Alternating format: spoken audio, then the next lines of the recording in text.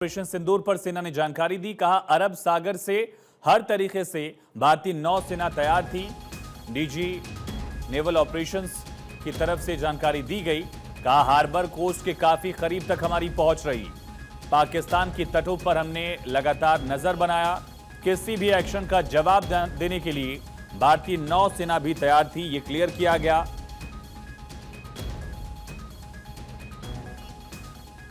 The Indian Navy's Carrier Battle Group, surface forces, submarines, and aviation assets were immediately deployed at sea with full combat readiness in concert with the Joint Operation Plan of the Indian Defence Forces. You may be aware that we tested and refined tactics and procedures at sea during multiple weapon firings in the Arabian Sea within 96 hours of the terrorist attack. The aim was to revalidate our crew, armament, equipment, and platform readiness to deliver various ordnance on selected targets precisely. Thereafter, our forces remained forward deployed in the Northern Arabian Sea in a dissuasive and deterrent posture with full readiness and capacity to strike select targets at sea and on land, including Karachi at time of our choosing. The forward deployment of the Indian Navy compelled Pakistani naval and air units to be in a defensive posture, mostly inside harbors or very close to the coast, which we monitored continuously.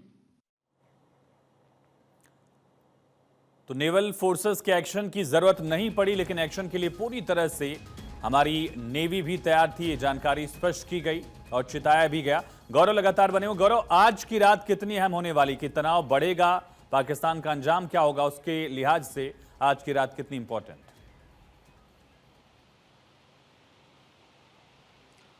बिल्कुल, देखिए बहुत महत्वपूर्ण है और साफ तौर पे पूरे प्रेस कॉन्फ्रेंस की अगर हम बात करें तो ये बात बहुत स्पष्ट तौर पे कही गई है कि जिस तरीके से सीज फायर हुआ है उसके बाद अब कहीं ना कहीं आज एक बड़ा महत्वपूर्ण दिन है, क्योंकि कल कुछ ही घंटों बाद से जिस तरीके से जम्मू कश्मीर के अलग अलग हिस्सों में श्रीनगर में हमने उनके ड्रोन्स देखे और उसके बाद से जो रिएक्शंस हमारी तरफ से हुआ, हमने साफ तौर पर जवाब तो दिया है, लेकिन क्योंकि DGMA लेवल की कल बातचीत होनी है उस पर फिलहाल अभी सबकी नजरें जरूर बनी हुई हैं कि DGMA लेवल की जो बातचीत है वो होगी जरूर, लेकिन आज रात का इंतजार किया जाएगा। क्योंकि अगर हम बात करें तमाम जो बॉर्डर के किनारे हमारे गांव हैं या फिर जिस तरीके से पाकिस्तान की तरफ से लगातार जो ड्रोन फेंके जा रहे थे, देर शाम होते ही लगातार उनके तरफ से ड्रोन आने शुरू हो जाते थे, तो फिलहाल इंतजार करेगी भारतीय सेना और उसके बाद से कल DGMA लेवल की बातचीत होगी। इसमें आयुष, आज की प्रेस कॉन्फ्रेंस में एक महत्वपूर्ण बात यह भी रही है कि अगर पाकिस्तान के दावों की बात करें, पाकिस्तान बार बार इस बात का दावा अभी भी आज भी उनके नेशनल मीडिया हो या फिर उनके नेता हो इस बात को कह रहे थे कि भारत को काफी उन्होंने क्षति पहुंचाने की कोशिश की और उनके सैन्य ठिकानों को टारगेट करने की कोशिश की। भारत बार बार इस बात को, आज भी प्रेस कॉन्फ्रेंस में इस बात को भारत ने कहा है और सेना के अधिकारियों ने कहा है कि हमने सिविलियंस को नुकसान नहीं पहुंचाया और हमारी जो कार्रवाई रही है वो सैन्य ठिकानों पर रही है। और उसमें आज एयर मार्शल अवधेश भारती ने साफ तौर पर कहा कि जब पाकिस्तान की तरफ से लगातार अटैक जो है उस काफी तेजी से किए जा रहे थे तो उस पर गुजरावाला स्थित जो रडार सिस्टम है उसको हमारी भारतीय सेना ने निशाना बनाया और तकरीबन अगर हम बात करें इस पूरे रडार सिस्टम को ध्वस्त करके भारत ने एक बड़ा संदेश ये दिया कि हमारी पहुंच आपके फौज यानी कि जो आपके कैंप हैं उससे ज्यादा दूर नहीं है, यानी हमारा जो अगला प्लान होगा उस पर हो सकता, हम उस पर टारगेट कर सकते हैं। ये भारत ने अपने तरफ से एक वार्निंग जरूर इस अटैक के बाद से दिया। तो ये तैयारी पूरी तरीके से है और जिस तरीके की तैयारी भारतीय सेना की है या फिर वायुसेना की कहें तो ये कहीं ना कहीं दर्शाती है कि अलर्टनेस अभी भी बरकरार है। भले ही गौरव दोनों बनी देशों रहेगा। के बीच में आलोक सहाय सर, रिटायर्ड विंग कमांडर हमारे साथ जुड़ चुके हैं। आलोक सर, भारतीय सेना ने स्पष्ट किया कि किन किन जगहों पर पाकिस्तान में किस लेवल की कार्रवाई की गई और क्यों की गई, काउंटर एक्शन में ये भी पूरी जानकारी दी गई। आज की रात कितनी इंपॉर्टेंट होने वाली है, सवाल मैंने गौरव से भी पूछा, कितना इंपॉर्टेंट होगा कि पाकिस्तान सुधरेगा नहीं सुधरेगा या उस पर जवाबी कार्रवाई की नौबत आएगी?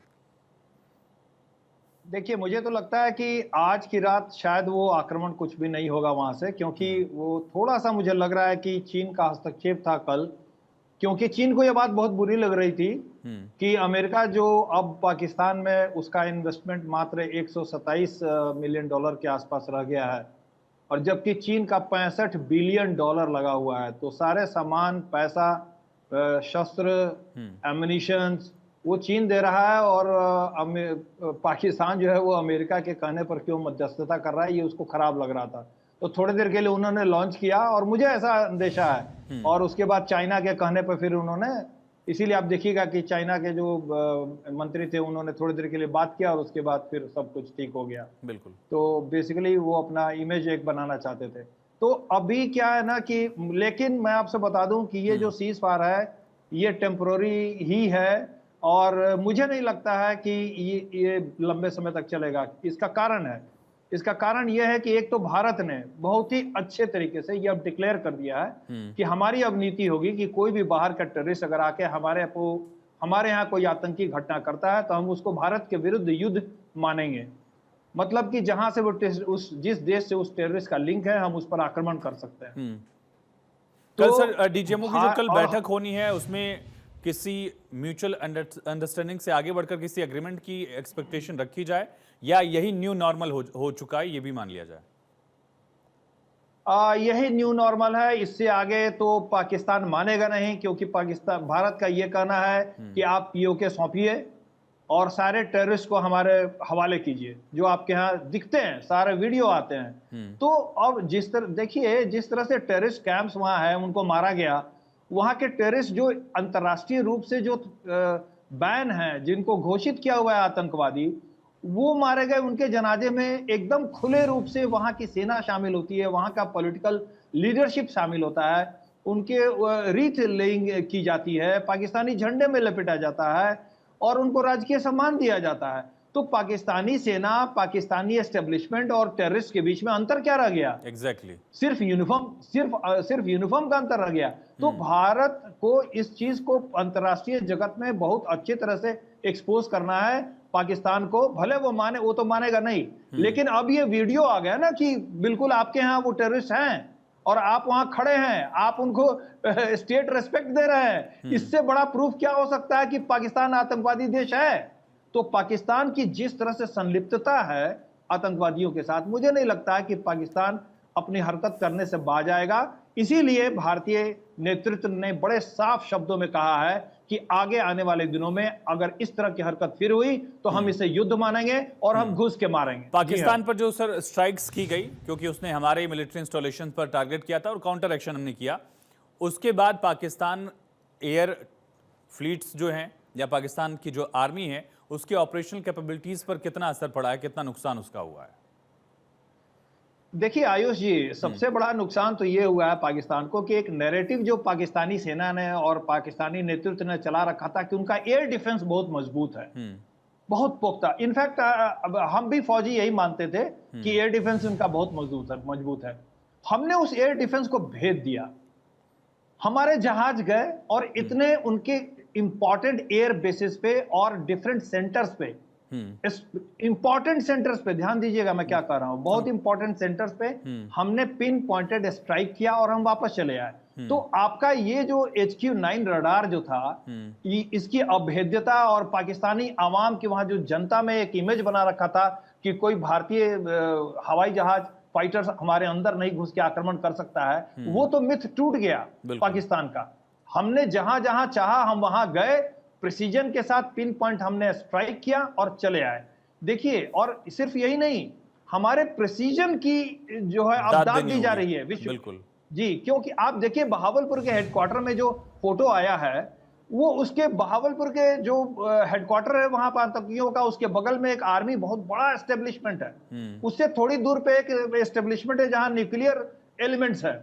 इवन सर जो रेडार सिस्टम है वो भी देखा गया कि कई जगह सिविलियन एरियाज में उनको रखा गया था और वहां पर भी बहुत प्रिसाइजली अटैक किया गया। बहुत शुक्रिया सर, आलोक सर, आपने तमाम जानकारी आसान भाषा में दी। गौरव, आपका भी बहुत शुक्रिया बातचीत के लिए। तो इंडियन आर्मी ने क्लियर कर दिया है कि पाकिस्तान अगर कोई हिमाकत करने की कोशिश करेगा तो पूरी तरह हम तैयार हैं पाकिस्तान पर हर जवाबी कार्रवाई के लिए।